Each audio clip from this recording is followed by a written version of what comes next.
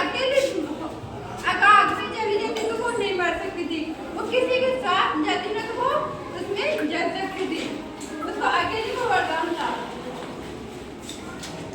तो वो प्रहलाद को किस में लेकर बैठ गई, अग्नि में।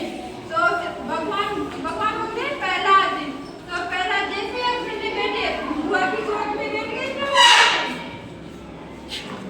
बेटा बैठ गए। और फिर प्रहलाद ने भगवान का स्मरण करने लगे, भगवान को याद करने लगे कि कौन से भगवान को, श्री हरि भगवान का स्मरण करने लगे।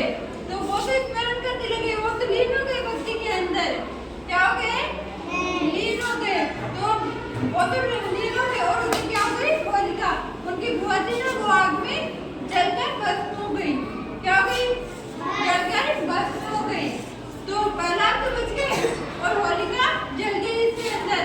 इस कार्यक्रम में क्या बनाते हैं, होली।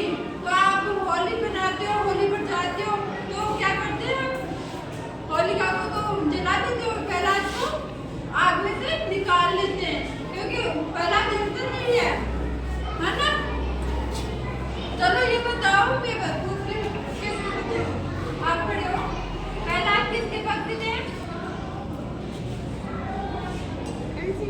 श्री हरि के। वेरी गुड, इसके लिए क्लैपिंग करो। फिर होलिका आग में चली गई और भगवान प्रहलाद में बच गए। तो दूसरी साइड में ना सारे गांव वालों ने, नगरवासियों ने ना रंगों से खेलकर होली मनाई थी।